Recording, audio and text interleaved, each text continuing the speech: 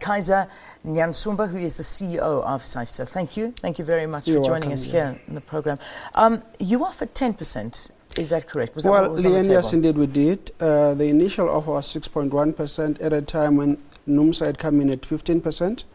And the unions had to consolidate their union demands. There are six of them. So from 15%, they went up to 20%. Stayed there for quite a considerable amount of time. And eventually, when they moved, they will move back to 15%. We then subsequently increased the offer to 8%, and they moved to 12%. We wanted to make sure that there's no strike at all. And so we had a CIFSA Council meeting last week, and we got a very firm mandate to go into a meeting yesterday, last Thursday evening, with the NUMSA leadership, with an offer that we believed would lead to an agreement. And there was 10% for 2014, 9% for 2015, and 8% for 2016. Regrettably, it hasn't helped us to reach an agreement at all. Okay, so what were they not happy about? Were they not happy by the fact that it wasn't the 12% they're demanding?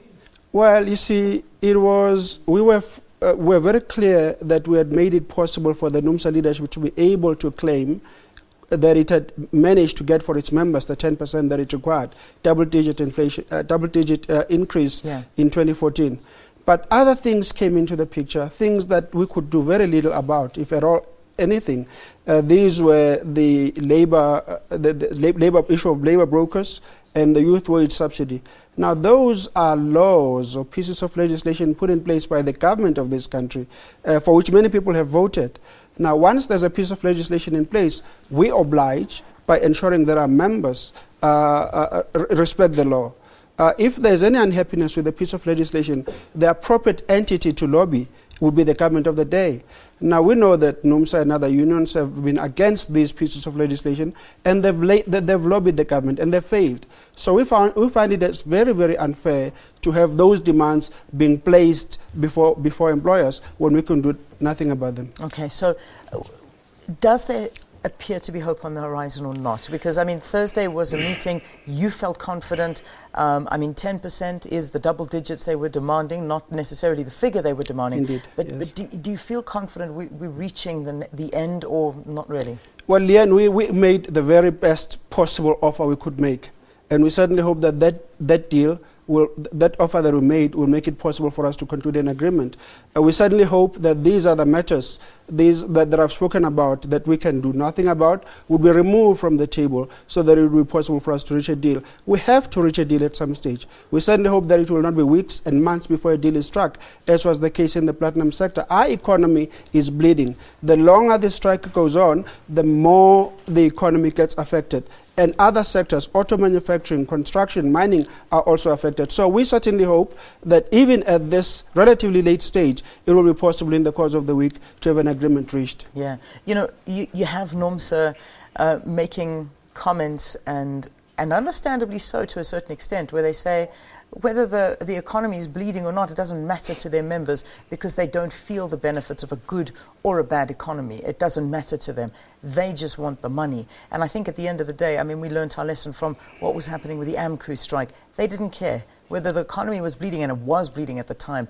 They want to see the benefits. So it doesn't, I don't think that the economy is going to play any role, and they're not worried at all. I think it is very unfortunate that that attitude is adopted. Because you see, we don't live in a vacuum. We're part of the international community, and the world does not owe South Africa anything at all. Our economy in 2013 grew at 1.9% at a time when other countries on the continent grew at much higher percentage rates. In the first 3 months of 2014, our economy contracted by 0.6%. That should concern us. If it should turn out that the economy contracted again in the second quarter of 2014, we would then be in a recession. It affects everybody, themselves included. So we wish ideally that there would be an approach that says, let us consider what is in the best interest of the country, rather than to have statements made that say it doesn't matter what's happening to the economy. Yeah. Does it matter when the big bosses get their bonuses? It certainly matters. So it is taken into consideration even when an economy is bad and they still get bonuses? Well, it ought to be dependent on performance.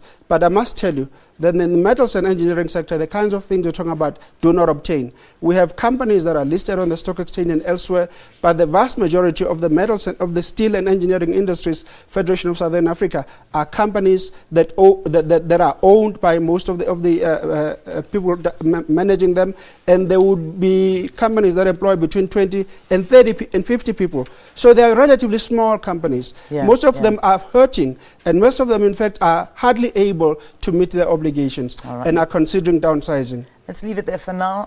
Kaiser Nyantsumba, who's the CEO of SABC, talking to us about this NUMSA strike that's happening, rejecting that wage offer that was given last Thursday. They are demanding 12%. 10% was put on the table for this year, dropping to 9% next year. Thank you for talking to us. You're welcome. All right, let's take a look at your market indicators straight afterwards. Valen with your sports news.